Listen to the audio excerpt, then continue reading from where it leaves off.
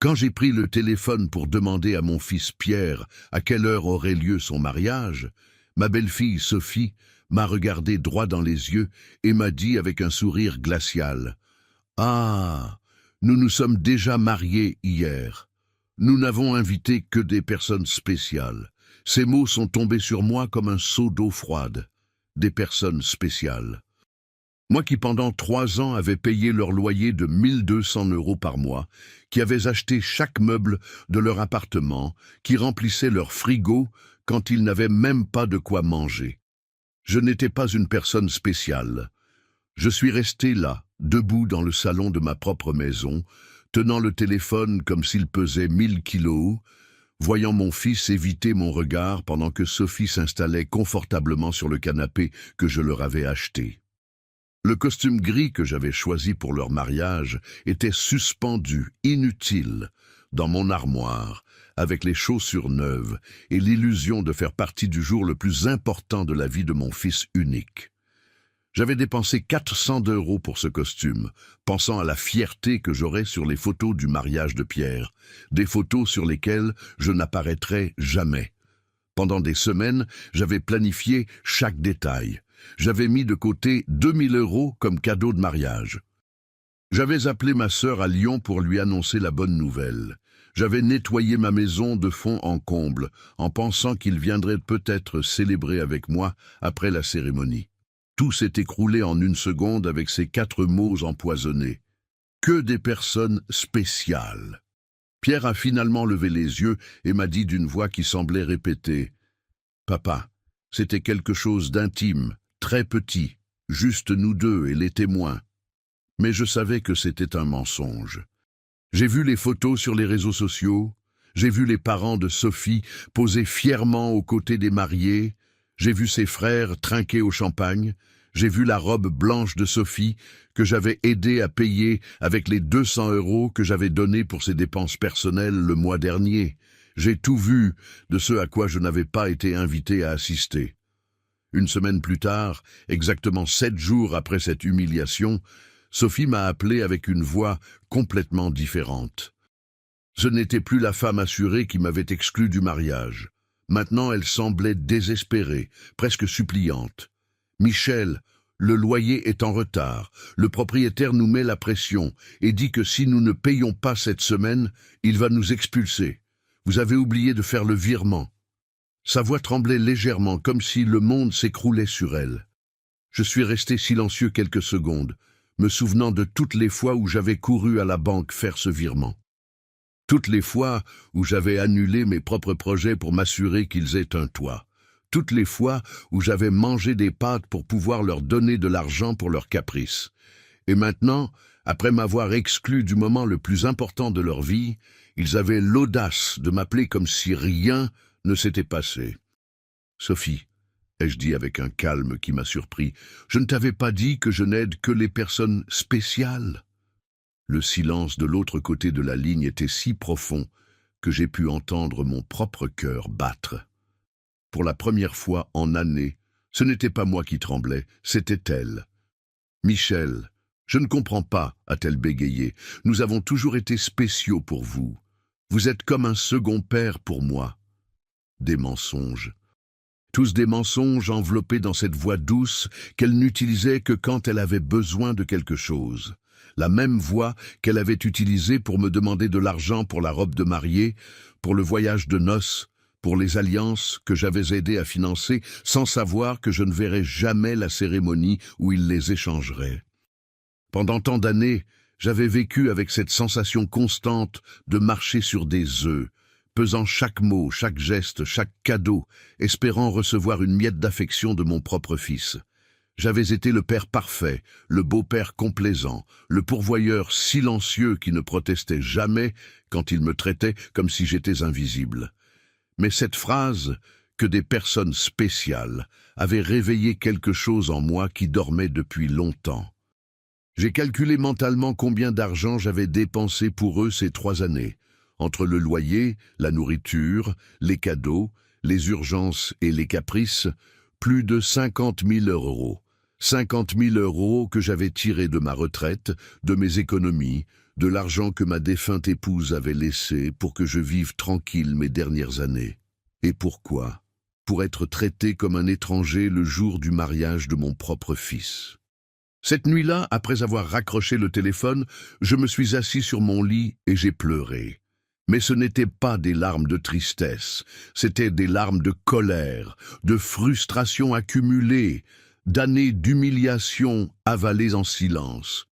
J'ai pleuré pour toutes les fois où il m'avait fait sentir que mon amour était un fardeau, que ma présence était un obstacle, que mon argent était la seule chose de valeur que j'avais à offrir. Quand je me suis réveillé le lendemain matin, quelque chose avait changé en moi. Ce n'était pas seulement la douleur de la trahison, c'était quelque chose de plus profond, de plus froid. Je me suis levé et me suis regardé dans le miroir de la salle de bain. Les mêmes yeux fatigués de toujours, les mêmes rides qui racontent des histoires d'années à donner de l'amour sans le recevoir en retour. Mais il y avait quelque chose de différent dans mon regard. Une dureté que je ne reconnaissais pas, une détermination qui avait été enterrée sous des années de complaisance. Je suis allé à la cuisine et j'ai préparé du café, comme tous les matins depuis 40 ans. Mais cette fois, je n'ai pas pensé à appeler Pierre pour demander comment il avait passé la nuit. Je n'ai pas vérifié mon téléphone en espérant un message de lui s'excusant pour l'humiliation de la veille. Pour la première fois depuis longtemps, ma première préoccupation du jour était moi-même. Je me suis assis à la table, où tant de fois j'avais planifié des surprises pour eux, où j'avais compté des billets pour leurs dépenses, où j'avais pleuré en silence quand ils me traitaient avec indifférence. Maintenant, cette table serait témoin de quelque chose de complètement différent. J'ai pris mon carnet de chèques, mes relevés bancaires, et j'ai commencé à faire des calculs. Je voulais voir, en chiffres exacts, la taille de ma propre stupidité. Loyer mensuel, 1 200 € pendant 36 mois, 43 200 €. Nourriture et courses, environ 300 € mensuels, grave 10 800 € de plus. Cadeau d'anniversaire, Noël, anniversaire de mariage, au moins 6 000 €. Urgence médicale de Sophie, 1 500 €. Le prêt pour la voiture qu'ils ne m'ont jamais remboursé, 5 000 €. La réparation de la climatisation de leur appartement, 800 €. Les meubles du salon, 2 500 €. Total, 69 800 €. C'était le chiffre exact de ma générosité. J'avais gaspillé 69 800 € que j'avais tirés de l'héritage de ma femme, de ma retraite, des économies que j'avais gardées centime par centime pendant des décennies de travail honnête.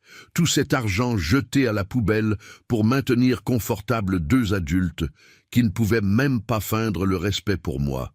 Le téléphone a sonné et j'ai vu le nom de Pierre sur l'écran. Normalement, j'aurais couru décrocher le cœur battant, espérant qu'il me demande enfin pardon, qu'il m'explique que tout avait été un malentendu. Mais cette fois, je l'ai laissé sonner 1 fois, 2 fois, 3 fois.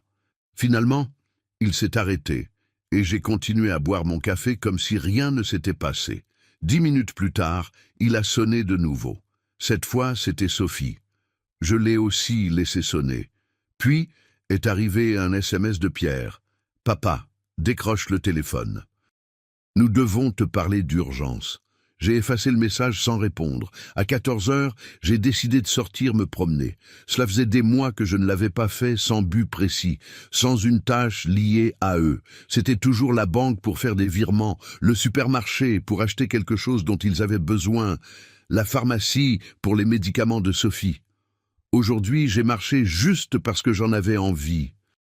Je suis passé devant le parc où j'emmenais Pierre quand il était enfant. Je me suis souvenu de ce petit garçon doux qui me serrait fort dans ses bras et me disait que j'étais le meilleur papa du monde. À quel moment était-il devenu cet homme qui me traitait comme si j'étais un distributeur automatique avec des sentiments? À la banque, où tant de fois j'avais fait des virements automatiques, je me suis arrêté devant la porte. Le directeur, monsieur Dupont, m'a vu à travers la vitre et m'a salué de la main. Je le connaissais depuis des années. Il avait traité chacun de mes virements pour Pierre et Sophie. Il avait vu mon compte se vider mois après mois pour remplir le leur. Je suis entré et suis allé directement dans son bureau. « Monsieur Dupont, ai-je dit, j'ai besoin d'annuler tous les virements automatiques que j'ai programmés. » Il m'a regardé surpris. Pendant 3 ans, ces virements avaient été aussi réguliers que le lever du soleil. « Vous êtes sûr, monsieur Michel? Il s'est passé quelque chose ?» Sa préoccupation était sincère, plus sincère que tout intérêt que Pierre avait montré pour moi ces derniers mois. « Il s'est passé que j'ai enfin ouvert les yeux, » ai-je répondu. « Je veux tout annuler, et je veux aussi des informations sur comment protéger mes comptes. Je ne veux plus que personne d'autre ait accès à mon argent. » Pendant que monsieur Dupont traitait les annulations, mon téléphone n'arrêtait pas de sonner. Pierre, Sophie, Pierre encore. C'était comme s'ils avaient développé un radar pour détecter quand leur source de revenus était en danger. J'ai complètement éteint le téléphone. « Monsieur Michel, » a dit monsieur Dupont en me remettant les papiers, « excusez-moi de me mêler de ce qui ne me regarde pas, mais en toutes ces années, je vous ai vu très généreux avec votre famille. J'espère qu'ils ne vous font pas pression pour faire ces changements. » Ces mots m'ont profondément touché. Cet homme, qui me connaissait à peine, au-delà des transactions bancaires, montrait plus de préoccupation sincère pour mon bien-être que mon propre fils.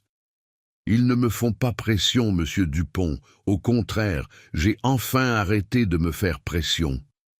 Quand je suis sorti de la banque, je me suis senti étrangement léger, comme si j'avais laissé un poids énorme dans ce bureau. Pour la première fois en années, mon argent était complètement à moi. Je n'avais pas d'engagement financier avec des gens qui me voyaient comme une ressource plutôt que comme un être humain. J'ai marché vers la maison en pensant à toutes les choses que j'avais arrêté de faire pour plaire à Pierre et Sophie. Les voyages que je n'avais pas faits pour économiser de l'argent pour eux. Les amis que j'avais cessé de voir parce que j'étais toujours disponible pour leurs urgences. Les loisirs que j'avais abandonnés parce que chaque euro que je dépensais pour moi était un euro de moins pour leurs besoins. En arrivant chez moi, j'ai trouvé 3 voitures garées devant ma porte. Celle de Pierre, celle de Sophie, et une que je ne reconnaissais pas. Il y avait du mouvement dans ma maison à travers les fenêtres. Mon sang s'est glacé. Ils avaient des clés. Je leur avais donné les clés parce que je leur faisais confiance, parce que je pensais qu'un jour, ils prendraient soin de moi, comme j'avais pris soin d'eux. J'ai respiré profondément avant d'ouvrir la porte. C'était l'heure de la première vraie confrontation de ma nouvelle vie. J'ai ouvert la porte de ma maison et je me suis trouvé face à une scène que je n'oublierai jamais. Pierre était assis sur mon canapé, la tête entre les mains. Sophie faisait les 100 pas comme une bête en cage. Et il y avait un homme plus âgé que je ne connaissais pas qui examinait des papiers sur ma table à manger. Mes papiers, mes documents personnels. « Qu'est-ce qui se passe ici ?» ai-je demandé d'une voix qui sonnait étrangement calme. Les 3 m'ont regardé comme si j'étais un intrus dans ma propre maison. Sophie a été la première à parler. Sa voix avait cette urgence désespérée que j'avais déjà entendue au téléphone. « Michel, Dieu merci, vous êtes arrivé. Nous devons parler. Maître Bernard est de l'étude d'avocat où nous avons consulté au sujet de votre situation. » Ma situation ? La question est sortie de ma bouche avec un calme qui m'a surpris. Quelle situation ? Je vais parfaitement bien. Pierre a finalement levé la tête et m'a regardé avec ses yeux qui avaient été ceux d'un enfant innocent et qui ne reflétaient maintenant que la panique financière. « Papa, nous sommes allés à la banque et on nous a dit que tu avais annulé tous les virements. Monsieur Dupont nous a expliqué que tu avais aussi bloqué notre accès à tes comptes. Nous ne comprenons pas pourquoi tu as fait ça. » Maître Bernard, un homme d'une 50aine d'années en costume gris, avec un sourire qui ne m'inspirait pas confiance, s'est approché de moi, la main tendue. « Monsieur Michel, je suis François Bernard, avocat spécialisé en droit de la famille. Vos enfants sont préoccupés par votre bien-être mental et m'ont demandé d'évaluer la situation. » Je ne lui ai pas serré la main. Au lieu de cela, je suis allé directement à ma table à manger et j'ai ramassé tous mes documents qu'il avait examinés sans ma permission. Ce sont mes papiers privés. Vous n'avez pas le droit de les examiner sans mon autorisation. Papa, a interrompu Pierre avec cette voix condescendante qu'il avait perfectionnée ces dernières années. Nous nous inquiétons pour toi. Ton comportement a été très étrange dernièrement. D'abord, tu nous exclus financièrement sans explication. Ensuite, tu ne réponds pas à nos appels. Nous pensons que tu as peut-être besoin d'aide professionnelle. Sophie s'est approchée et a essayé de prendre ma main avec cette fausse tendresse qu'elle réservait pour quand elle avait besoin de quelque chose. Michel, mon cher, nous savons que vous avez été sous beaucoup de stress. Peut-être que la solitude vous affecte plus que vous ne le pensez. Il est normal à votre âge d'avoir des épisodes de confusion. Le mot « confusion » a résonné dans ma tête comme une cloche d'alarme. Maintenant, je comprenais pourquoi ils avaient amené l'avocat. Ce n'était pas pour m'aider. C'était pour me faire déclarer mentalement incapable et prendre le contrôle de mes finances. La même femme qui m'avait dit qu'il n'invitait que des personnes spéciales à leur mariage me traitait maintenant comme si j'étais un vieil homme sénile. Je ne suis pas confus, ai-je dit avec une fermeté qui les a tous fait taire. Je suis plus lucide que je ne l'ai été depuis des années, et vous allez sortir de ma maison immédiatement. Maître Bernard est intervenu avec cette voix professionnelle que les avocats utilisent quand ils veulent paraître raisonnables. Monsieur Michel, je comprends que vous vous sentiez submergé, mais vos enfants ont le droit légal d'intervenir s'ils considèrent que votre capacité à prendre des décisions financières est compromise. Ils ont documenté plusieurs comportements préoccupants. Des comportements préoccupants? Le rire qui est sorti de ma gorge était âpre, presque cruel. Comme décider que mon argent est à moi, comme choisir de ne plus financer la vie de deux adultes qui me traitent comme de la merde. Sophie a sursauté comme si je l'avais giflé. Nous ne t'avons jamais maltraité, tu fais partie de notre famille. Tout ce que tu as sera à nous de toute façon un jour. Nous ne faisons qu'avancer le processus. Voilà la vérité nue et crue. Tout ce que j'avais serait à eux un jour. Dans leur esprit, j'étais déjà mort, et ils ne faisaient que récupérer l'héritage par anticipation. Peu importait si j'avais 70 ans devant moi ou 70 jours. Pour eux, j'étais juste un compte en banque sur pattes qui était devenu problématique. Dehors, ai-je dit en pointant la porte, tous les trois dehors de ma maison. Pierre s'est levé avec cette expression d'enfant capricieux qu'il avait quand il n'obtenait pas ce qu'il voulait. « Papa, nous ne pouvons pas partir comme ça. Nous avons des responsabilités. Le loyer, les remboursements de voiture, la carte de crédit que tu as avalisée. Tu ne peux pas simplement nous couper du jour au lendemain. » « Je ne peux pas ?» Ma voix a monté de ton pour la première fois de toute cette conversation. Qui a dit que je ne pouvais pas ? Pendant 36 mois, j'ai payé un loyer qui n'est même pas à mon nom. J'ai rempli un frigo dans une maison où je ne suis pas le bienvenu. J'ai financé une vie qui n'inclut clairement pas de place pour moi. Maître Bernard a sorti un dossier de sa mallette et l'a posé sur ma table. Monsieur Michel, nous avons préparé quelques documents qui pourraient faciliter cette transition. Une procuration qui permettrait à Pierre et Sophie de gérer vos finances de manière plus efficace. Ce serait temporaire, juste jusqu'à ce que vous vous sentiez mieux. J'ai pris le dossier et je l'ai jeté directement à la poubelle, sans même l'ouvrir. La seule transition qui va avoir lieu ici, c'est celle de vous vers la sortie. Sophie a commencé à pleurer. Mais ce n'étaient pas des larmes de tristesse, c'était des larmes de frustration, de colère contenue. Tu ne peux pas nous faire ça, Michel, nous comptions sur toi. Nous avons fait des plans basés sur ton soutien. Nous avons acheté des choses, pris des engagements financiers parce que nous savions que nous pouvions compter sur toi. Oh, des engagements basés sur mon argent, ai-je répondu. Pas sur mon bien-être, pas sur mon bonheur, pas sur ma compagnie, juste sur mon argent. Et maintenant que j'ai décidé que mon argent avait un meilleur usage dans ma propre vie, soudain, je suis un vieil homme confus qui a besoin de supervision légale. Pierre a essayé de s'approcher de moi, mais j'ai reculé d'un pas. Ce n'était plus le petit garçon qui courait dans mes bras quand il faisait des cauchemars. C'était un homme de 35 ans qui voyait son père comme un obstacle entre lui et une vie confortable financée par d'autres.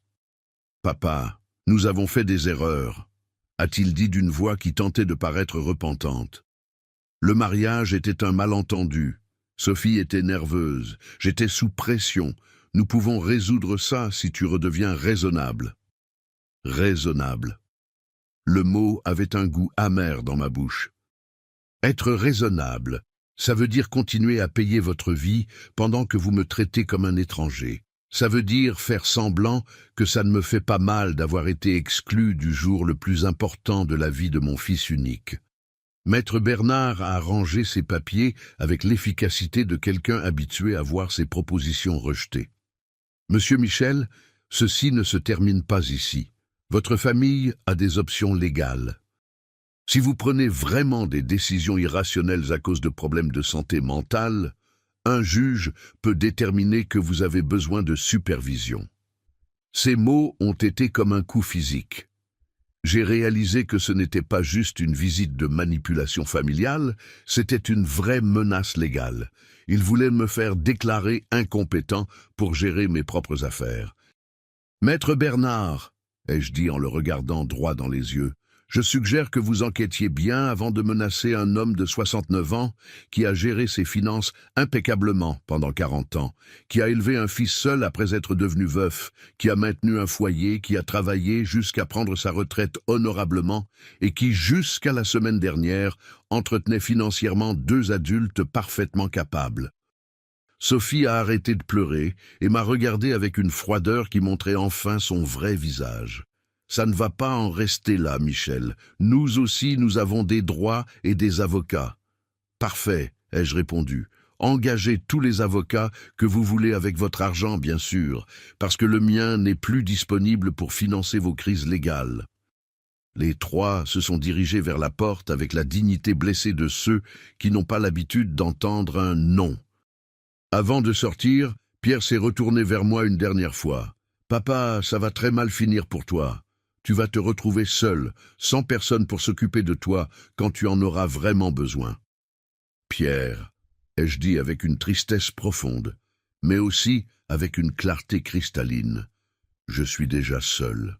La différence, c'est que maintenant c'est par mon propre choix, pas par votre négligence. Quand la porte s'est fermée derrière eux, je suis resté debout dans mon salon, entouré du plus beau silence que j'avais entendu depuis des années.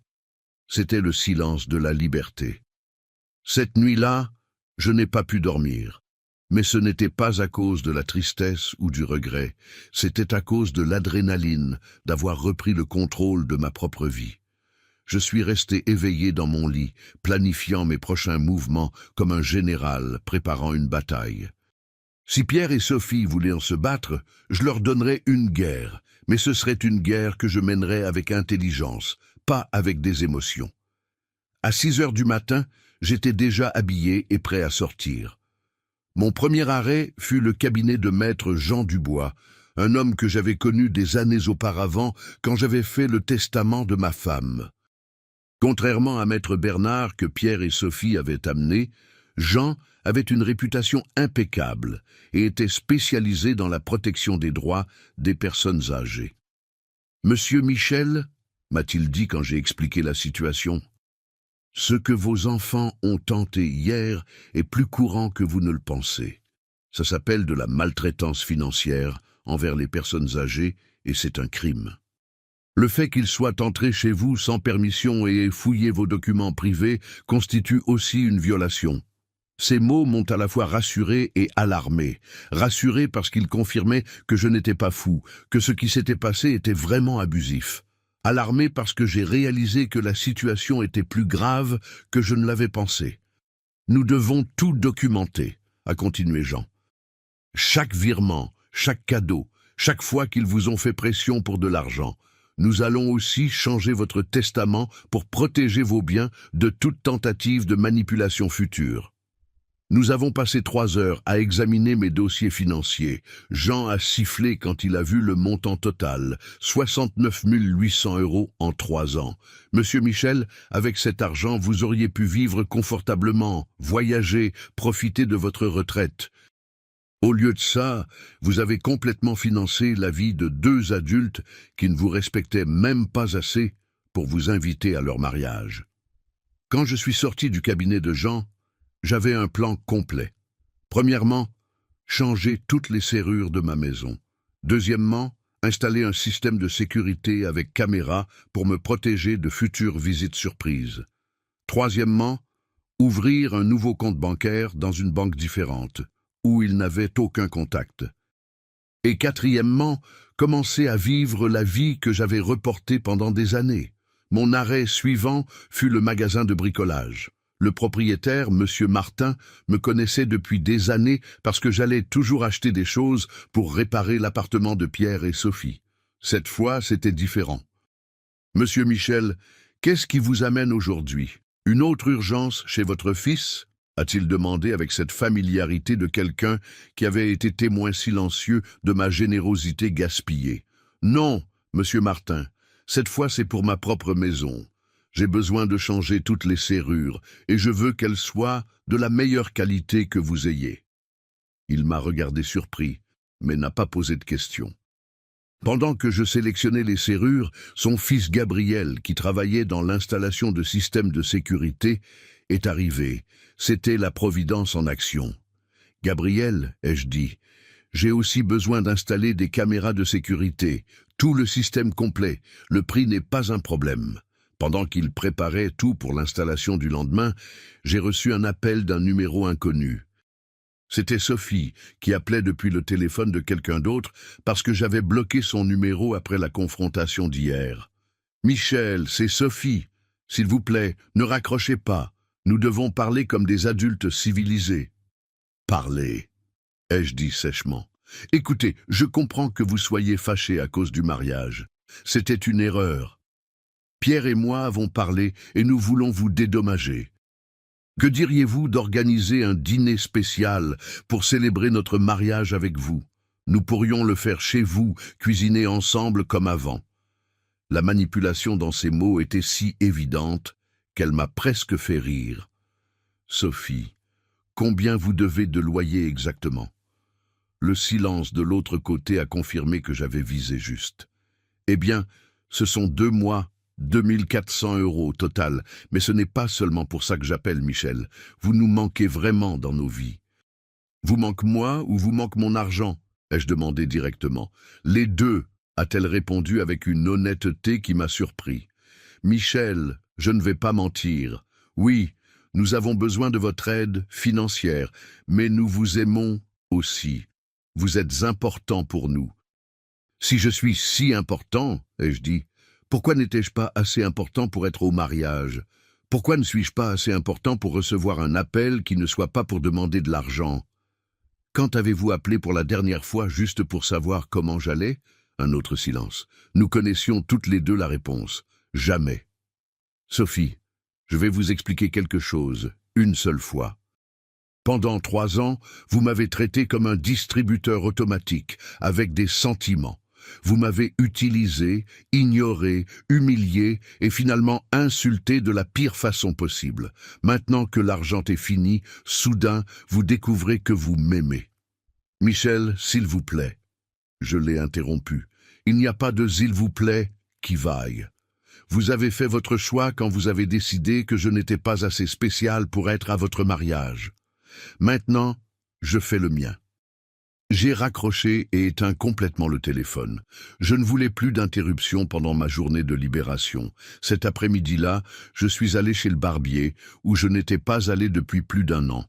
J'annulais toujours mes rendez-vous parce que Pierre ou Sophie avaient besoin de quelque chose d'urgent, ou parce que l'argent que j'avais mis de côté pour moi finissait par devenir une de leurs urgences. « Monsieur Michel !» a crié Antoine, mon barbier préféré. « Quelle surprise! Je pensais que vous nous aviez oubliés. » « Je ne vous ai pas oublié, Antoine. J'ai seulement oublié que moi aussi je mérite d'être soigné. J'ai fait le traitement complet. Coupe, soins de barbe, même une manucure.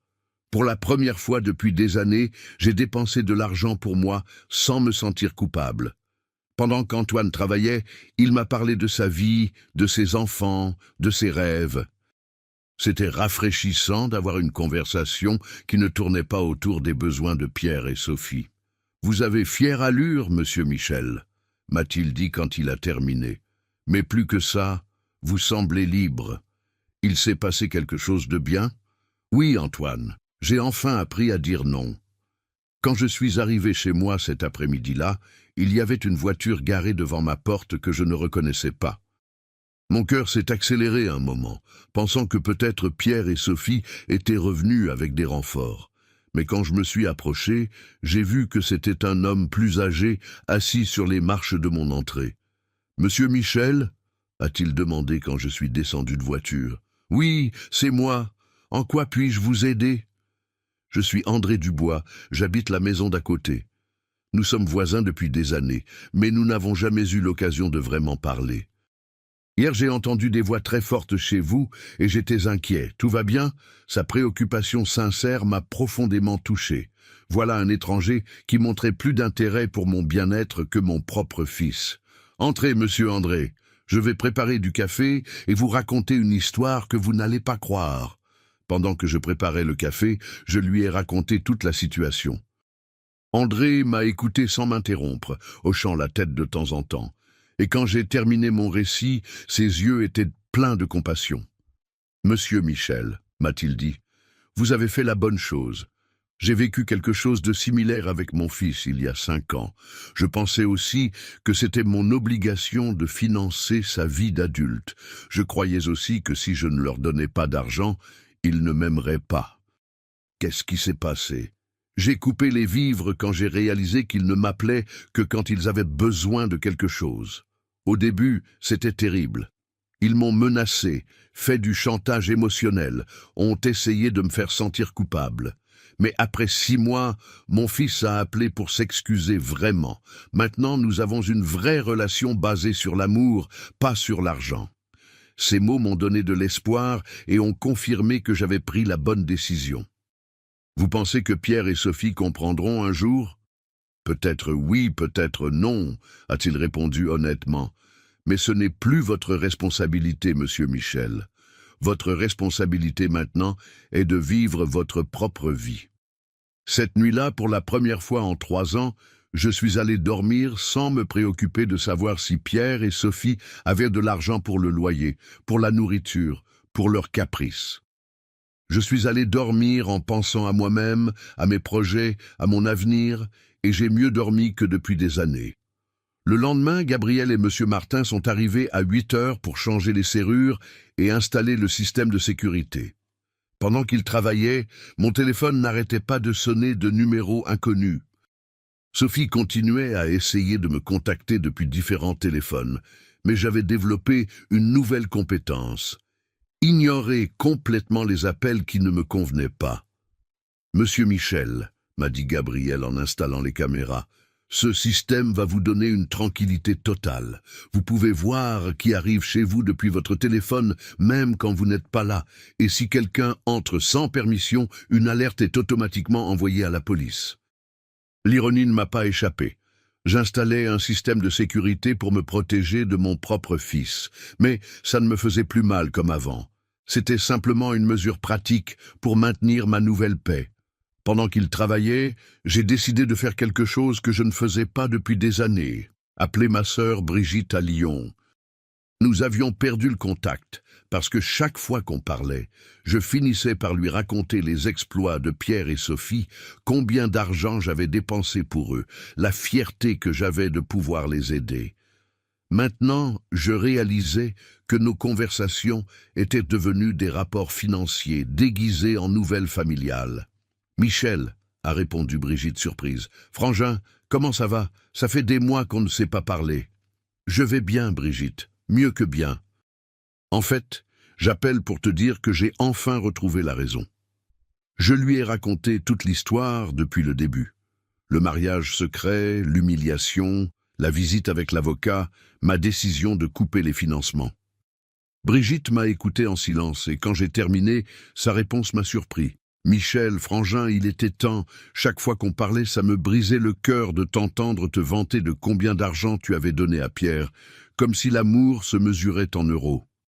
Je voulais te dire quelque chose, mais je ne savais pas comment. Qu'est-ce que tu voulais me dire? Que Pierre ne parlait jamais de toi avec affection quand je l'entendais dans les réunions de famille. C'était toujours « mon père m'a aidé avec ça » ou « mon père m'a acheté ça », mais jamais « mon père me manque » ou « j'aime beaucoup mon père ». C'était comme si tu étais un service, pas une personne. Ces mots m'ont fait mal, mais c'était une douleur nécessaire, comme quand le médecin nettoie une plaie infectée. Ça fait mal, mais ça fait partie de la guérison. « Tu sais ce qui m'a le plus marqué ?»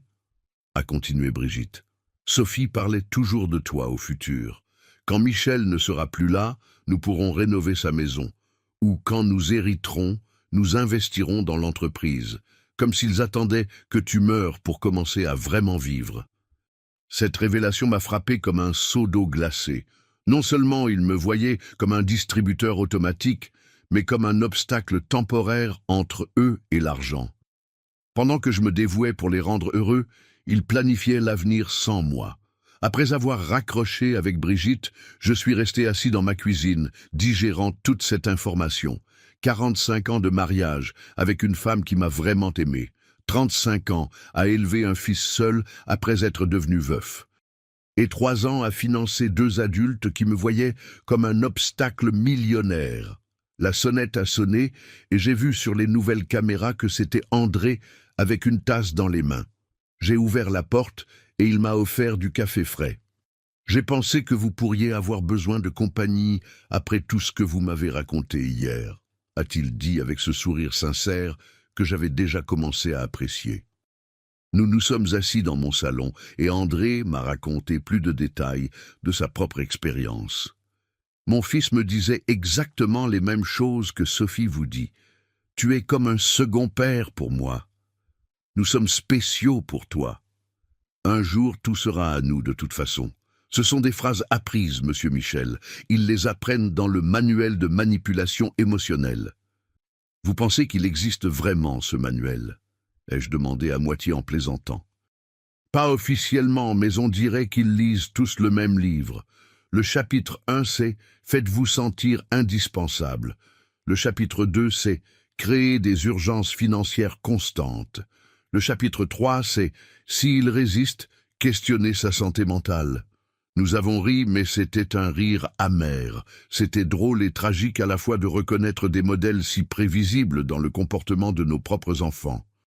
Cet après-midi-là, j'ai décidé de faire quelque chose que je reportais depuis des années, visiter la tombe de ma femme. Je trouvais toujours des excuses pour ne pas y aller, parce que Pierre ou Sophie avaient besoin de quelque chose ou parce que l'argent du taxi était mieux investi dans une de leurs urgences. Le cimetière était tranquille et beau. La tombe de Catherine semblait un peu négligée, parce que ça faisait des mois que je n'y étais pas allé pour la nettoyer. Je me suis assis sur l'herbe à côté de sa pierre tombale et j'ai parlé avec elle comme si elle était vivante. « Catherine, mon amour, je crois que je me suis perdu pendant un moment. Après ton départ, j'ai mis toute mon énergie sur Pierre. Je voulais être le meilleur père du monde pour compenser d'une certaine façon qu'il ait grandi sans mère. Mais je crois que dans le processus, j'ai oublié d'être moi-même. Notre fils est devenu quelqu'un que je ne reconnais pas. Ou peut-être qu'il a toujours été comme ça et je n'ai pas voulu voir. Sa femme, eh bien, tu sais déjà comment elle est. L'argent que tu as laissé pour que je vive tranquille, je l'ai dépensé pour les entretenir. Mais plus maintenant, mon amour. J'ai appris. J'ai nettoyé sa tombe, changé les fleurs fanées pour de nouvelles, et je suis resté là encore 1 heure, profitant simplement de la paix. Pour la première fois depuis des années, je n'étais pas pressé de rentrer pour résoudre une crise de Pierre et Sophie.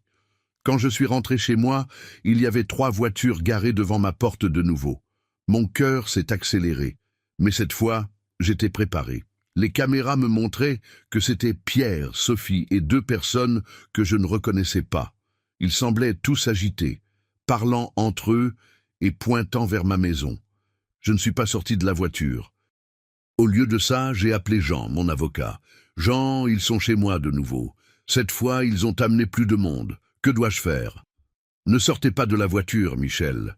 J'arrive immédiatement et je vais appeler la police. » Après notre conversation d'hier, j'ai demandé une ordonnance de restriction temporaire. Ils ne peuvent pas être sur votre propriété. 15 minutes plus tard, Jean et 2 voitures de police sont arrivées. J'ai vu comment les policiers parlaient avec Pierre et Sophie, comment mon fils gesticulait furieusement, comment Sophie pleurait encore. Mais cette fois, ses larmes ne m'ont pas affecté. Un des policiers s'est approché de ma voiture.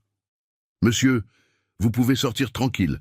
Vos visiteurs vont se retirer maintenant. » Quand je suis descendu de la voiture, Pierre a crié depuis la rue. « Papa, c'est ridicule. Nous sommes ta famille. Tu ne peux pas appeler la police contre ton propre fils. » « Pierre, » ai-je répondu avec un calme qui m'a surpris, « la famille ne menace pas avec des procès d'incapacité mentale. La famille n'entre pas dans les maisons des autres sans permission. La famille ne traite pas ses pères comme des distributeurs automatiques. » Sophie a crié de l'autre côté de la rue. « Tu vas nous payer tout ce que tu nous dois. Nous avons des factures que tu as avalisées. Tu ne peux pas nous abandonner comme ça. » Jean est intervenu. « Madame Sophie, toute communication future doit passer par mon cabinet et je suggère que vous consultiez un avocat avant de faire des menaces de recouvrement, parce que mon client a une documentation complète de tous les paiements qu'il a fait volontairement pendant 3 ans. Je les ai vus s'éloigner dans leur voiture, vaincus mais pas rendus.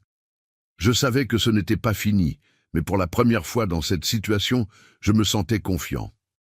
J'avais de l'aide professionnelle, j'avais le soutien émotionnel d'André et, plus important, j'avais la clarté mentale sur ce qui était bien et ce qui était mal. Cette nuit-là, André m'a invité à dîner chez lui. J'ai rencontré son fils, qui était venu lui rendre visite, et j'ai pu voir de mes propres yeux comment était une relation familiale saine. Ils parlaient avec respect, s'intéressaient sincèrement à leur vie, riaient ensemble. Le fils n'a pas demandé d'argent, pas une seule fois pendant toute la soirée. C'est ce que je voulais avec Pierre, ai-je confessé à André quand son fils est parti. Et peut-être qu'un jour vous l'aurez, a-t-il répondu. Mais d'abord il doit apprendre que vous êtes une personne qui mérite le respect, pas seulement une source de revenus. Pour la première fois depuis des semaines, je suis allé dormir en me sentant plein d'espoir pour l'avenir. Les jours suivants ont été étrangement paisibles. Les caméras de sécurité me montraient que Pierre et Sophie passaient devant ma maison plusieurs fois par jour, parfois lentement, parfois en s'arrêtant quelques minutes, mais sans descendre. C'était comme s'ils étudiaient ma routine, cherchant le moment parfait pour le prochain mouvement. Jean m'avait conseillé de documenter chacune de ces visites, alors je tenais un registre détaillé avec date et heure. Leur persistance va jouer en notre faveur, m'avait-il dit. Chaque fois qu'ils apparaissent après qu'on leur ait dit de ne pas s'approcher, ça renforce notre dossier pour l'ordonnance de restriction permanente. Le vendredi matin, je prenais tranquillement mon petit déjeuner quand la sonnette a sonné. Les caméras me montraient une jeune femme, très bien habillée, avec un dossier dans les mains et un sourire professionnel. Je ne la reconnaissais pas, mais quelque chose dans sa posture me disait que ce n'était pas une visite sociale. « Bonjour, monsieur Michel », m'a-t-elle dit quand j'ai ouvert la porte. « Je suis enquêtrice sociale du département des services aux personnes âgées. Nous avons reçu un signalement selon lequel vous pourriez être en situation de risque et nous devons faire une évaluation de bien-être. » Mon sang s'est glacé. Pierre et Sophie avaient escaladé la situation. Ce n'était plus seulement des menaces d'avocats privés. Maintenant, ils avaient impliqué le gouvernement. « Puis-je voir votre identification ?» ai-je demandé en essayant de garder mon calme. Bien sûr, elle m'a montré une carte officielle qui semblait légitime. « Je suis l'assistante sociale Claire Moreau. Puis-je entrer pour parler avec vous ?» Je l'ai laissé entrer parce que je savais que refuser aurait été pire pour mon dossier. Claire s'est assise dans mon salon et a sorti un formulaire de son dossier. « Monsieur Michel, nous avons reçu des rapports selon lesquels vous avez eu des changements significatifs dans votre comportement financier, que vous avez coupé la communication avec votre famille et que vous avez montré des signes de paranoïa en installant des systèmes de sécurité inutiles. On nous a aussi informé que vous avez refusé l'aide médicale et légale de vos proches. » Chaque mot avait été soigneusement choisi pour me faire passer pour un vieil homme déséquilibré. Je reconnaissais la main de Sophie dans la rédaction. Elle avait toujours été habile à manipuler les mots pour obtenir ce qu'elle voulait. « Mademoiselle Claire, » ai-je dit avec toute la dignité que j'ai pu rassembler.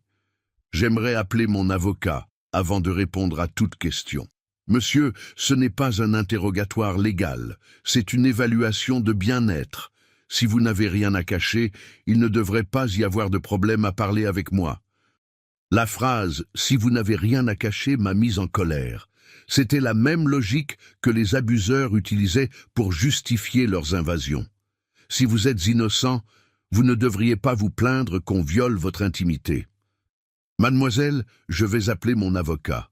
Vous pouvez attendre ici ou revenir un autre jour, mais je ne répondrai pas aux questions sans représentation légale présente. J'ai appelé Jean et il est arrivé en 20 minutes.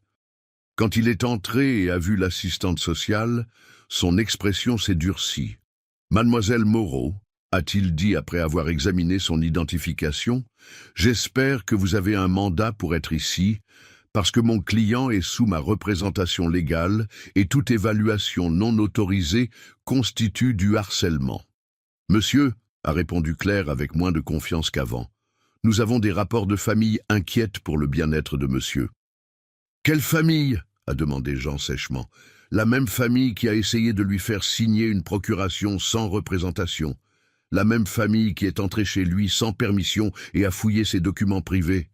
La même famille qui l'a exclu d'événements importants tout en vivant de son argent. » Jean a sorti un dossier de sa mallette et l'a posé sur la table. « Voici, j'ai une documentation complète de maltraitance financière et émotionnelle contre mon client. 69 800 € extraits de ses comptes en 3 ans, exclusion sociale systématique et chantage émotionnel. Si quelqu'un doit être enquêté ici, ce n'est pas mon client. » Claire a examiné les documents avec un malaise croissant. Il était évident que l'information qu'on lui avait donnée ne correspondait pas à la réalité qu'elle avait devant elle. « Monsieur Michel, m'a-t-elle dit finalement, pouvez-vous m'expliquer pourquoi vous avez décidé de couper le soutien financier à votre fils de manière si abrupte ? » « Parce que j'ai enfin compris qu'il m'utilisait, ai-je répondu simplement. Parce que j'ai réalisé que pour eux je n'étais pas un père, j'étais un compte en banque. Parce que j'en ai eu assez de financer la vie de gens qui me voyaient comme un obstacle. Mais ne considérez-vous pas que c'est votre responsabilité d'aider votre famille ? La question m'a indigné. Mademoiselle Claire, ma responsabilité comme père était d'élever mon fils jusqu'à 18 ans, de l'éduquer et de lui donner les outils pour être un adulte indépendant. Mon fils a 35 ans, il est marié et parfaitement capable de subvenir à ses besoins. Financer sa vie d'adulte n'est pas ma responsabilité, c'est mon choix et j'ai choisi d'arrêter de le faire. Jean est intervenu. Mademoiselle Moreau, considéreriez-vous qu'un adulte de 35 ans qui n'arrive pas à payer son propre loyer sans l'aide de son père de 69 ans est une situation normale ? Claire n'a pas répondu immédiatement. Je pouvais voir qu'elle reconsidérait toute la situation. « Monsieur Michel, m'a-t-elle demandé après un moment, gérez-vous vos propres finances ? » Complètement. Je peux vous montrer mes relevés bancaires, mes investissements, mes paiements d'impôts. Tout est à jour et en ordre. Vivez-vous de manière indépendante ? Comme vous pouvez le voir, j'entretiens ma maison propre, je prends soin de moi physiquement, je gère mes propres transports, j'ai des relations sociales saines avec mes voisins. Prenez-vous des médicaments ? Seulement des vitamines et suppléments. Je n'ai pas de condition médicale qui exige des médicaments. Jean a ajouté « Mon client vient de passer des évaluations médicales complètes dans le cadre de notre processus légal. Il est en parfait état de santé mentale et physique. » Claire a fermé son dossier et a soupiré. « Monsieur Michel, sur la base de cette conversation et de la documentation que j'ai examinée, je ne vois pas de preuve que vous soyez en danger ou que vous ayez besoin d'intervention. Je vais fermer ce dossier. » Après qu'elle soit partie, Jean et moi sommes restés silencieux quelques minutes. « Michel, m'a-t-il dit finalement, ça va continuer à escalader. Pierre et Sophie ne vont pas s'arrêter jusqu'à ce qu'ils récupèrent l'accès à votre argent. Nous devons nous préparer au prochain mouvement. » Cet après-midi-là, en réfléchissant à la visite de l'assistante sociale, j'ai réalisé quelque chose d'important. Je ne me sentais plus comme une victime. Je me sentais comme un homme qui avait pris le contrôle de sa vie et qui était prêt à la défendre. J'ai appelé Brigitte pour lui raconter ce qui s'était passé. « Michel, frangin, m'a-t-elle dit après avoir tout entendu, tu réalises ce qui m'impressionne le plus dans cette histoire, ce n'est pas à quel point Pierre et Sophie se sont mal comportés, c'est à quel point tu es devenu fort. » Ces mots m'ont profondément touché. Elle avait raison. Il y a un mois, la visite d'une assistante sociale m'aurait dévasté. Elle m'aurait fait douter de moi-même. Elle m'aurait fait considérer de retourner financer Pierre et Sophie juste pour éviter les problèmes. Mais maintenant, j'étais ferme dans mes décisions. Cette nuit-là, André est venu me voir avec une bouteille de vin. « Monsieur Michel, je veux célébrer avec vous. Célébrer qu'aujourd'hui vous avez résisté à une autre attaque contre votre liberté et que vous en êtes sorti victorieux. Chaque fois que vous restez ferme, vous devenez plus fort. Nous avons trinqué à ma nouvelle force, à ma nouvelle vie, à la liberté que j'attendais sans le savoir depuis des années. André, ai-je dit pendant que nous buvions notre vin, pensez-vous qu'un jour j'arrêterai de regretter le Pierre qu'il était quand il était enfant? Probablement pas, a-t-il répondu honnêtement. Mais vous allez arrêter de permettre que cette nostalgie vous maintienne prisonnier du Pierre qu'il est maintenant. Ces mots contenaient une sagesse profonde. Je pouvais aimer le petit garçon qui avait été mon fils, sans permettre à l'adulte abusif qu'il était devenu de continuer à me faire du mal. Cette nuit-là, j'ai dormi profondément, sachant que chaque jour je devenais plus fort, plus indépendant, plus libre. Pierre et Sophie pouvaient continuer à essayer de me manipuler, faire du chantage ou m'effrayer, mais ils avaient déjà perdu leur pouvoir sur moi. Ma nouvelle vie ne faisait que commencer. 2 semaines se sont passées sans nouvelles de Pierre et Sophie, et j'ai commencé à croire qu'ils avaient peut-être accepté la réalité. Mais un mardi matin, pendant que j'arrosais les plantes de mon jardin, j'ai vu une voiture inconnue se garer devant ma maison. Un homme plus âgé en costume et une jeune femme avec des dossiers en sont descendus. Mon cœur s'est accéléré, mais plus de peur, mais d'indignation. Combien de fois encore allait-il essayer la même chose? L'homme s'est approché de ma porte avec un sourire qui n'atteignait pas ses yeux. « Monsieur Michel Moreau », a-t-il dit, « je suis le docteur Richard Blanc, psychiatre gériatrique. Voici mon assistante, le docteur Patricia. Coïncidence de nom avec ma belle-fille. Votre famille nous a engagés pour faire une évaluation de votre état mental. Je n'ai pas besoin d'évaluation psychiatrique, ai-je dit depuis mon jardin sans m'approcher. Et vous êtes sur une propriété privée sans autorisation. Monsieur, a insisté le docteur Blanc, votre fils est très inquiet pour vous. Il dit que vous avez eu des changements drastiques de personnalité, des comportements irrationnels avec l'argent et des épisodes de paranoïa. Une simple évaluation pourrait résoudre toutes ces préoccupations. Le docteur Patricia a ajouté d'une voix mielleuse. C'est juste une conversation, monsieur Michel. Si vous allez bien, comme vous le dites, l'évaluation le confirmera et votre famille sera rassurée. J'ai immédiatement reconnu la tactique. C'était la même que Sophie, ma belle-fille, avait utilisée. Si vous n'avez rien à cacher, vous ne devriez pas avoir de problème. Mais je n'étais plus le même homme naïf d'il y a 1 mois. Docteur Blanc, ai-je dit avec autorité, j'ai 69 ans et j'ai géré mes affaires de manière indépendante toute ma vie d'adulte. Je ne vais pas me soumettre à des évaluations psychiatriques parce que mon fils n'aime pas que j'ai arrêté de financer sa vie. Monsieur, nous comprenons votre résistance, a dit le docteur Patricia avec cette voix condescendante qu'on utilise avec les petits-enfants. Mais l'évaluation est pour votre propre bien. Mon propre bien? Le rire qui est sorti de ma gorge était amer. Vous savez ce qui était pour mon propre bien? Arrêter de payer le loyer de 2 adultes qui me traitaient comme de la merde. Vous savez quoi d'autre était pour mon propre bien? Installer des caméras pour me protéger de membres de la famille qui entrent chez moi sans permission. À ce moment-là, Jean est arrivé dans sa voiture. En le voyant, le docteur Blanc et le docteur Patricia ont échangé des regards inconfortables. « Docteur Blanc, » a dit Jean après être descendu, « j'espère que vous avez un mandat pour être ici, parce que sinon vous violez l'ordonnance de restriction que nous avons contre la famille de mon client. » Nous ne sommes pas de la famille, a répondu le docteur défensivement. Nous sommes des professionnels de santé mentale, engagés par des proches inquiets. Engagés par des proches qui ont l'interdiction de s'approcher de mon client, a répliqué Jean sèchement. Ce que vous faites s'appelle du harcèlement par personne interposée et c'est tout aussi illégal. Jean a sorti son téléphone et a appelé la police. « Commissariat, j'ai besoin que vous veniez retirer 2 personnes de la propriété de mon client. Elles violent une ordonnance de restriction. » Pendant que nous attendions la police, le docteur Blanc a essayé de justifier sa présence. « Monsieur Michel, votre fils nous a montré des preuves préoccupantes. Des factures médicales impayées, des médicaments accumulés, des comportements erratiques avec l'argent. »« Docteur, l'ai-je interrompu, mon fils vous a menti. Je n'ai pas de facture médicale en attente parce que je ne suis pas malade. Je n'ai pas de médicaments accumulés parce que je ne prends pas de médicaments. Et mes comportements avec l'argent sont parfaitement rationnels. J'ai arrêté d'en donner à des gens qui me maltraitaient. Mais monsieur, a insisté le docteur Patricia, votre famille dit que vous avez menacé de les déshériter complètement, que vous avez changé votre testament sans consulter personne.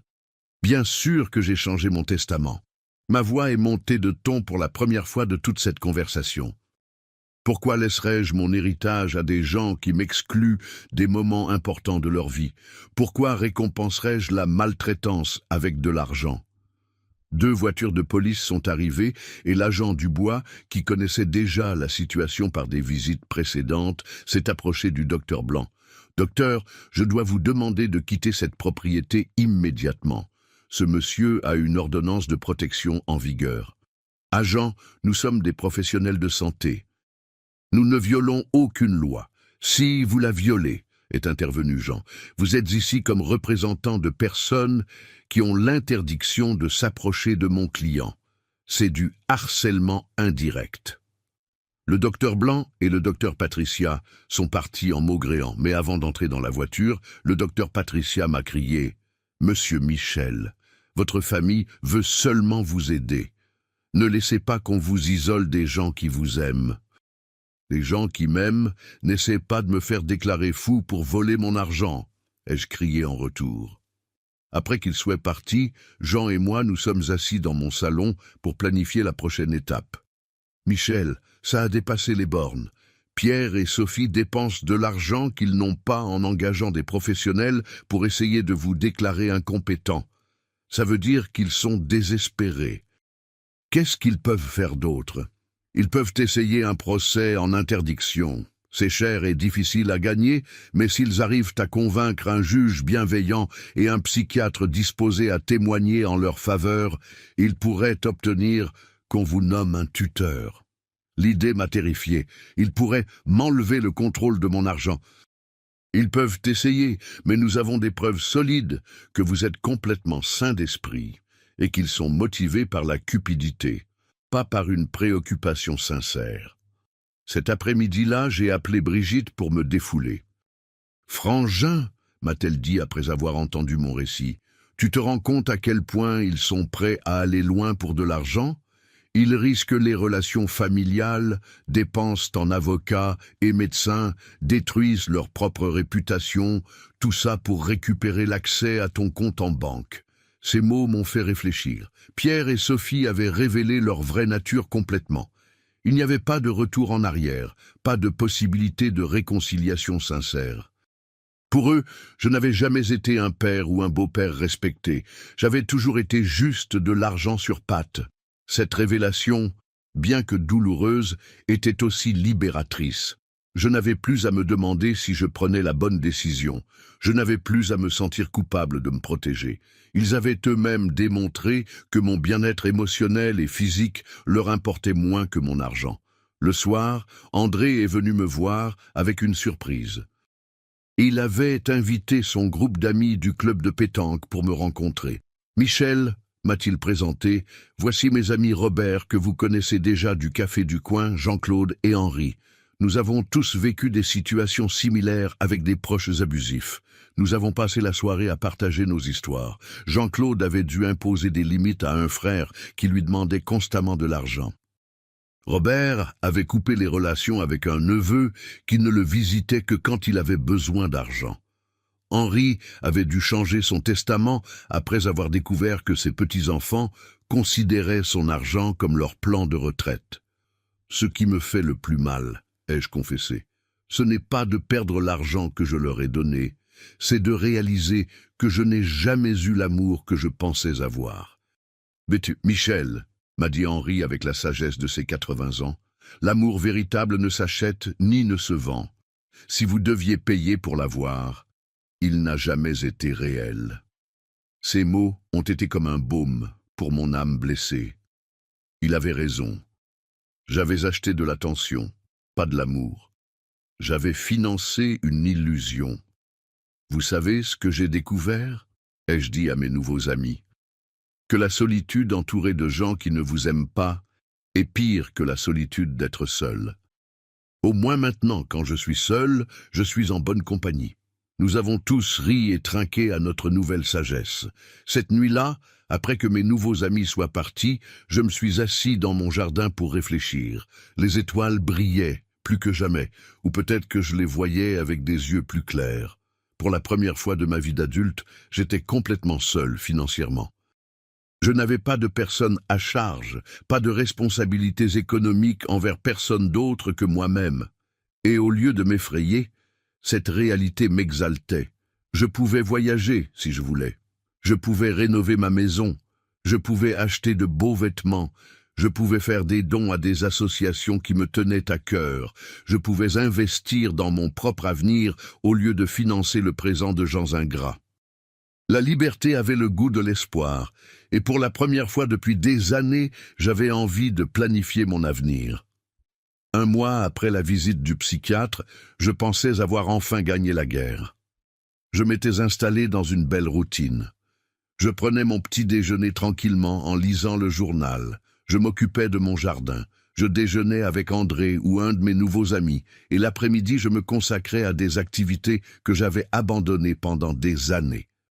J'avais repris la menuiserie, quelque chose qui me passionnait avant de devenir le financier personnel de Pierre et Sophie. Mais un jeudi matin, pendant que je travaillais sur un nouveau projet dans mon atelier, Jean est arrivé chez moi avec une expression sombre qui m'a glacé le sang. « Michel, nous devons parler. Pierre et Sophie ont déposé une action formelle d'interdiction au tribunal de la famille. Ils demandent qu'on vous nomme un tuteur légal. » Les mots sont tombés sur moi comme des pierres. Je savais que c'était une possibilité, mais les entendre à voix haute les rendait terriblement réels. Ça veut dire qu'ils peuvent me retirer le contrôle de mon argent? Si un juge détermine que vous n'avez pas la capacité de gérer vos affaires, oui, il pourrait nommer Pierre comme votre tuteur légal, ce qui lui donnerait le contrôle total sur vos finances. Je me suis assis lourdement dans mon canapé, sentant le poids de la trahison la plus profonde que j'avais vécue dans ma vie. Mon propre fils essayait de me faire déclarer légalement incompétent pour voler mon argent. Jean, quelles preuves peuvent-ils avoir? Vous avez vu vous-même que je suis parfaitement sain d'esprit. Ils ont des déclarations de 3 témoins qui disent vous avoir vu vous comporter de manière erratique. Ils ont aussi présenté des factures médicales que, selon eux, vous n'avez pas payées et des médicaments que vous accumuleriez, soi-disant, sans les prendre. Mais c'est faux, je n'ai pas de facture médicale en attente, ni de médicaments accumulés. Je sais, Michel, mais ils ont fabriqué des preuves convaincantes. Il y a aussi la déclaration du docteur Blanc disant que vous avez refusé de coopérer avec une évaluation psychiatrique, ce qu'ils interprètent comme preuve de détérioration mentale. La manipulation était diabolique. Ils avaient transformé mon refus de me soumettre à un examen inutile en preuve de maladie mentale. Ils avaient utilisé mon instinct de me protéger contre eux comme preuve que j'avais besoin de protection. Qui sont les 3 témoins? Jean a consulté ses papiers. Sophie, bien sûr, un voisin appelé Monsieur Olivier et quelqu'un qui dit être votre pharmacien, Dr Roussel. Olivier était le voisin d'en face, un homme désagréable qui avait toujours eu des problèmes avec moi parce que mes amis se garaient parfois devant sa maison. Dr Roussel était effectivement mon pharmacien. Mais je ne comprenais pas ce qu'il aurait pu dire contre moi. « Je dois parler avec Dr Roussel », ai-je dit à Jean. « Quelque chose ne va pas. » Nous sommes allés ensemble à la pharmacie cet après-midi même. Dr Roussel m'a reçu avec surprise et nervosité. « Monsieur Michel, quel plaisir de vous voir. Comment allez-vous ?»« Comment allez-vous, Dr Roussel? On m'a dit que vous aviez signé une déclaration disant que j'ai des comportements erratiques avec mes médicaments. » Son visage est devenu rouge comme une tomate. « Monsieur Michel, votre belle-fille est venue il y a quelques semaines demander des informations sur vos médicaments. Elle m'a dit qu'elle s'inquiétait parce que vous agissiez bizarrement. » « Et qu'avez-vous dit? » « J'ai expliqué que vous achetez à peine des vitamines et des aspirines occasionnelles, que vous n'avez pas d'ordonnance médicale régulière, mais elle a insisté que c'était la preuve que vous ne preniez pas soin de votre santé correctement. » Jean est intervenu. « Docteur Roussel, avez-vous signé un papier ?» Elle a apporté un document qui disait que je confirmais que Monsieur Michel avait des habitudes irrégulières d'achat de médicaments. J'ai pensé que c'était pour l'assurance maladie ou quelque chose comme ça. Je ne savais pas que c'était pour un procès. Mon propre pharmacien avait été trompé pour signer quelque chose qu'il ne comprenait pas entièrement. La manipulation de Sophie n'avait pas de limite. « Docteur Roussel, ai-je dit, j'ai besoin que vous écriviez une déclaration expliquant exactement ce qui s'est passé et clarifiant que je n'ai pas de problème avec les médicaments. » « Bien sûr, Monsieur Michel. » Je me sens terrible pour ce malentendu. Après la pharmacie, nous sommes allés confronter Monsieur Olivier. Quand nous avons frappé à sa porte, il nous a reçus avec une hostilité évidente. « Qu'est-ce que vous voulez ?»« Monsieur Olivier, » a dit Jean, « je comprends que vous ayez signé une déclaration sur le comportement de mon client. Oui, et je l'ai fait. Cet homme est fou. Il agit bizarrement depuis des semaines. Pouvez-vous être plus spécifique sur quel comportement vous avez observé? Installer des caméras, comme s'il vivait en zone de guerre, avoir des gens étranges qui le visitent à toute heure, crier dans la rue avec sa famille. J'ai réalisé que Monsieur Olivier avait tout interprété hors contexte. Les caméras, je les avais installées pour me protéger. Les gens étranges étaient mes nouveaux amis. Les cris étaient quand j'avais défendu ma maison des invasions de Pierre et Sophie. « Monsieur Olivier, ai-je dit, savez-vous pourquoi j'ai installé les caméras? Non, et ça ne m'intéresse pas. Pour me protéger de mon fils et de ma belle-fille qui entraient chez moi sans permission et me menaçaient. »« C'est ce qu'un fou dirait, » a-t-il répondu avec cruauté. Il n'y avait pas moyen d'argumenter avec lui. Son témoignage était basé sur des observations superficielles, interprétées avec malveillance. Cette nuit-là, Jean et moi nous sommes assis pour planifier notre défense. « Michel, nous avons besoin de notre propre évaluation psychiatrique. J'ai une collègue, Dr Hélène Costa, qui est spécialiste des évaluations de capacité mentale. Elle peut confirmer officiellement que vous êtes complètement sain d'esprit. Et si Pierre et Sophie ont soudoyé le juge? Et si rien de tout ça n'importe, parce qu'ils ont déjà décidé de me déclarer incompétent? Michel, le système judiciaire n'est pas parfait, mais il n'est pas complètement corrompu non plus. Nous avons des preuves solides de votre compétence mentale et de leur motivation financière.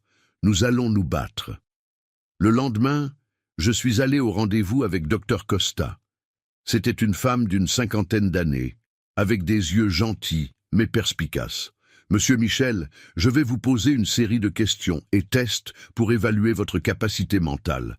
Prenez votre temps et répondez honnêtement. » Pendant 2 heures, elle m'a posé des questions sur ma mémoire, ma capacité de raisonnement, ma compréhension financière, ma santé émotionnelle. Elle m'a aussi fait faire des tests cognitifs et m'a demandé de résoudre des problèmes mathématiques et logiques. « Monsieur Michel, m'a-t-elle dit à la fin, vos résultats sont très au-dessus de la moyenne pour votre âge. Non seulement vous êtes mentalement compétent, mais votre fonction cognitive est excellente. Docteur, pourquoi pensez-vous que ma famille fait ça? D'après ce que vous m'avez raconté et les documents que j'ai examinés, ça ressemble à un cas classique de maltraitance financière envers les personnes âgées. Malheureusement, c'est plus courant qu'on ne le pense. » Je suis sorti de la consultation en me sentant validé, mais aussi triste. La confirmation professionnelle de ma santé mentale était un soulagement, mais elle confirmait aussi que la bataille légale était réelle et nécessaire. Cet après-midi-là, André a organisé une réunion d'urgence avec tous nos amis du groupe de pétanque. Quand je leur ai raconté l'action d'interdiction, ils se sont tous indignés. « Michel, m'a dit Robert, nous allons témoigner en votre faveur. Nous avons été avec vous pendant des semaines, et n'importe qui peut voir que vous allez parfaitement bien. Mieux que bien, a ajouté Jean-Claude. Vous êtes plus lucide et plus fort que beaucoup d'hommes de 40 ans que je connais. Henri, avec sa sagesse de 80 ans, m'a pris les mains. Michel, mon ami, ce que vos enfants font n'est pas nouveau. Pendant des générations, des enfants cupides ont essayé de faire déclarer leurs parents fous pour récupérer leur argent. Mais vous avez quelque chose que beaucoup de ces victimes n'avaient pas, de la documentation, un soutien légal et des amis qui peuvent témoigner pour vous.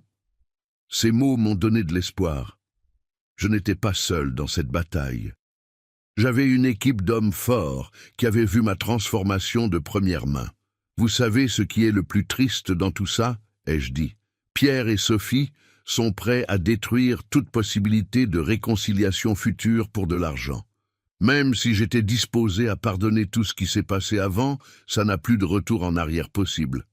Et peut-être que c'est le mieux, m'a répondu André. Au moins maintenant vous savez exactement qui ils sont, et vous pouvez agir en conséquence. Cette nuit-là, pour la première fois depuis que ce cauchemar avait commencé, j'ai pleuré pour de vrai. Pas de tristesse, mais de deuil. Je faisais mes adieux définitivement au fils que je pensais avoir, au rêve d'une famille aimante, à l'illusion que l'amour inconditionnel était réciproque. Mais quelque chose de nouveau naissait aussi en moi, une détermination de faire, de ne pas permettre qu'on me vole non seulement mon argent, mais ma dignité et ma liberté. La guerre avait officiellement commencé, mais j'étais prêt à me battre. Le jour du jugement est arrivé 3 semaines plus tard. Je me suis levé tôt, j'ai mis mon meilleur costume noir, et je me suis regardé dans le miroir avec une détermination que je n'avais jamais ressentie. Aujourd'hui ne serait pas jugée seulement ma capacité mentale, mais ma dignité comme être humain, mon droit de vivre libre de maltraitance, ma valeur au-delà de mon compte en banque. Jean est arrivé à 7 heures pour repasser notre stratégie une dernière fois. Michel, rappelez-vous que la charge de la preuve est sur eux. Ils doivent démontrer que vous êtes incompétent. Nous devons seulement montrer que vous ne l'êtes pas. Et si le juge est déjà prédisposé contre moi, le juge Moreau a la réputation d'être juste. J'ai étudié ses cas précédents et il ne favorise pas automatiquement les familles. Il se soucie de protéger les droits des personnes âgées.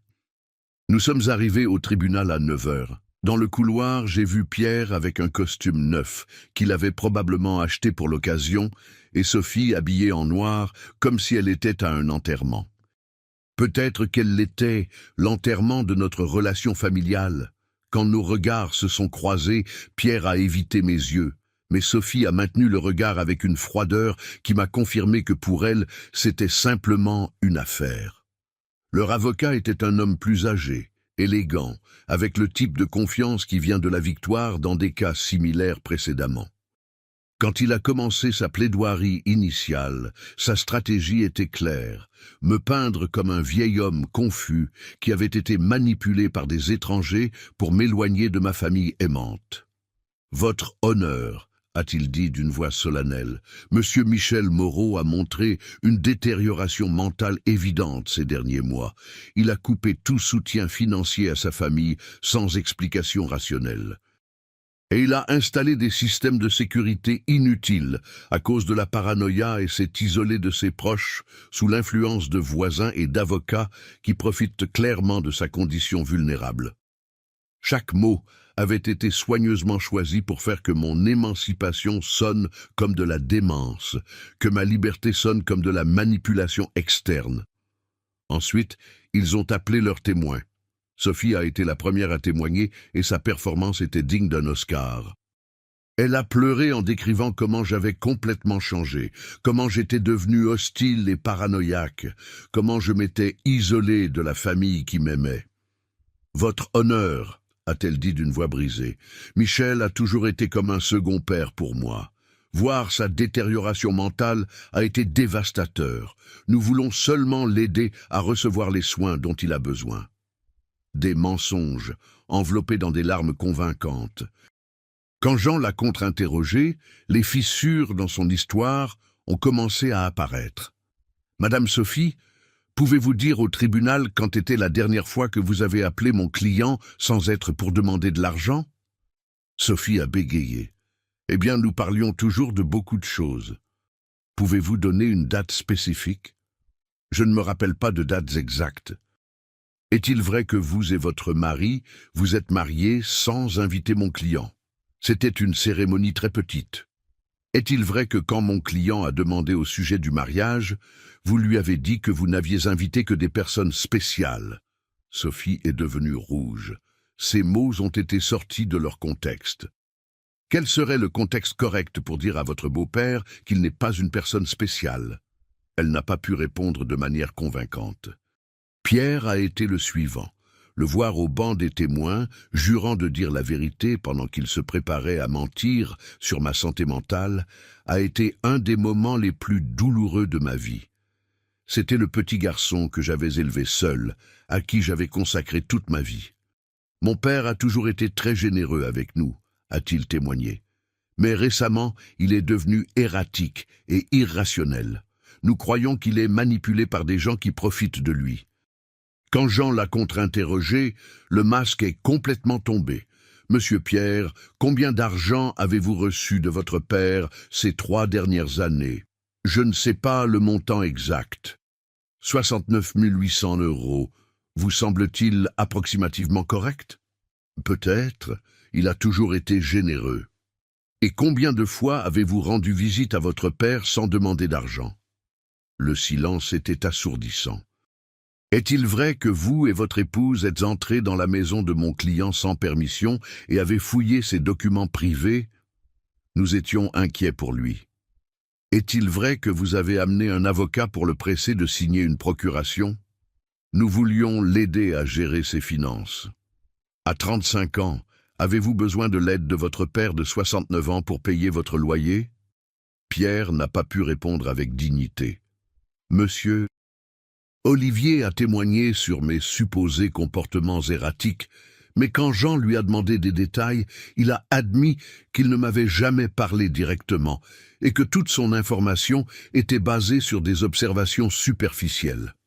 Dr Blanc a témoigné que mon refus de me soumettre à une évaluation était preuve de détérioration mentale, mais Jean a présenté la documentation de notre évaluation avec Dr Costa, qui contredisait complètement ses conclusions. Puis est arrivé notre tour. Jean a d'abord appelé Dr Roussel, mon pharmacien, qui a expliqué comment il avait été trompé pour signer une déclaration qui déformait mes habitudes d'achat de médicaments. Dr Costa a témoigné sur mon excellent état mental, présentant les résultats des tests cognitifs qui avaient été impeccables.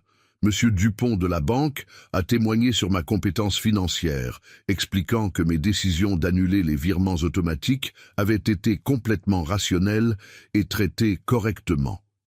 André et mes amis du groupe de pétanque ont témoigné sur ma lucidité, ma nouvelle vitalité et ma capacité à maintenir des relations sociales saines. Finalement est arrivé mon tour de témoigner.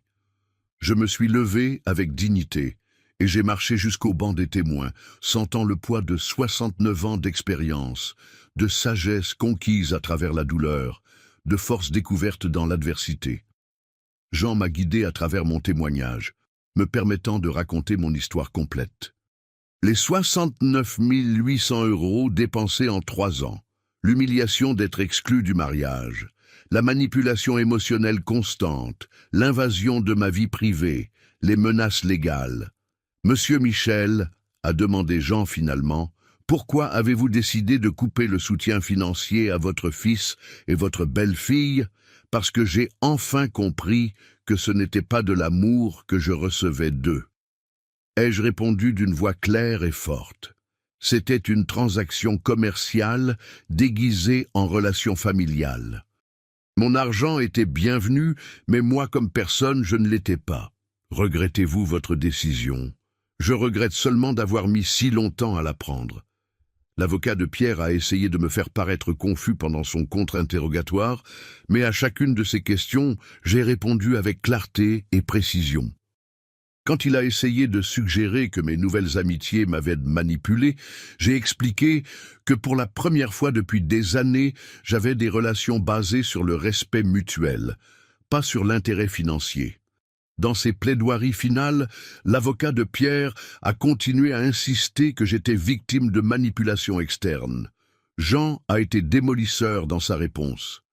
Votre honneur, ce que nous avons vu ici n'est pas le cas d'une personne âgée incompétente, mais celui d'un homme qui a finalement trouvé la force de se libérer d'années de maltraitance financière et émotionnelle. Les demandeurs n'ont présenté aucune preuve médicale réelle d'incompétence mentale.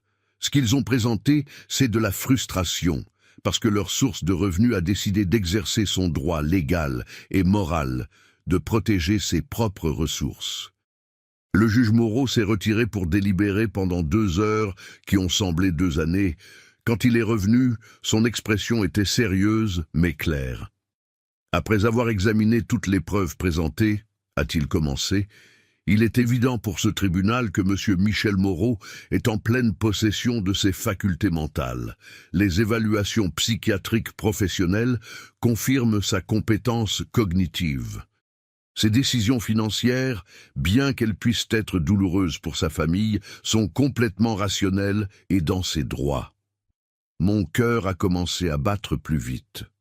En outre, a continué le juge, les preuves suggèrent que cette action est motivée par l'intérêt financier plus que par une préoccupation sincère pour le bien-être de M. Moreau. Le tribunal refuse complètement la demande d'interdiction. J'avais gagné. J'avais gagné non seulement la bataille légale, mais ma liberté, ma dignité, mon droit de vivre sans être maltraité par ceux qui auraient dû m'aimer. Quand nous sommes sortis du tribunal, j'ai vu Pierre et Sophie parler furieusement avec leur avocat. Sophie m'a lancé un regard de haine pure avant de s'éloigner. Pierre m'a regardé une dernière fois, et pendant une seconde, j'ai vu quelque chose qui aurait pu être du regret, mais il était trop tard. Cette nuit-là, André a organisé une célébration chez moi avec tous nos amis. Nous avons trinqué à la justice, à la liberté, à la fraternité d'hommes forts qui se soutiennent mutuellement. Michel, m'a dit Henri, aujourd'hui, vous n'avez pas seulement gagné un procès, vous avez récupéré votre vie. Il avait raison, pour la première fois depuis des années, l'avenir m'appartenait complètement. Je pouvais voyager, je pouvais aimer, je pouvais créer, je pouvais vivre sans peur, sans culpabilité, sans manipulation. 3 mois plus tard, j'ai vendu ma maison et j'ai déménagé dans un bel appartement près du centre-ville. J'ai donné la moitié de mon argent à des organisations qui protègent les personnes âgées de la maltraitance familiale. Avec l'autre moitié, j'ai commencé à vivre la vie que j'avais toujours voulu. J'ai voyagé en Europe. J'ai pris des cours de menuiserie avancée, je me suis joint à des groupes de bénévolat. Je n'ai plus jamais eu de nouvelles de Pierre et Sophie. J'ai entendu par des tiers qu'ils avaient dû déménager dans un appartement plus petit et que Sophie avait trouvé du travail pour la première fois depuis des années. Peut-être que l'adversité leur enseignerait ce que ma générosité n'avait jamais pu, la valeur du travail honnête et de l'indépendance. Certains soirs, quand je regarde les étoiles depuis mon nouveau balcon, je pense à l'homme que j'étais il y a 1 an. Craintif, manipulé, croyant qu'il fallait acheter l'amour. Cet homme est mort, et à sa place est né quelqu'un qui a compris une vérité fondamentale. L'amour véritable n'a jamais de prix et la liberté n'est jamais trop chère. Mon nom est Michel, j'ai 70 ans. Et j'ai finalement appris que la personne la plus importante que je dois aimer et protéger, c'est moi-même. Si vous avez aimé mon histoire, vous pouvez me soutenir en vous abonnant à la chaîne Les Conseils de Papy. Cela m'aide énormément à continuer à créer d'autres histoires comme celle-ci. Merci beaucoup à l'avance. Et vous, Qu'auriez-vous fait à la place de cette personne? J'aimerais vraiment connaître votre avis. Alors écrivez-le dans les commentaires. Je suis toujours curieux de savoir ce que vous en pensez. Ah, et dites-moi aussi d'où vous regardez cette histoire. Si vous voulez entendre plus d'histoires de vie comme celle-ci, likez la vidéo et abonnez-vous à la chaîne Les Conseils de Papy. Il y en a beaucoup d'autres qui vous attendent. Un grand merci et à bientôt.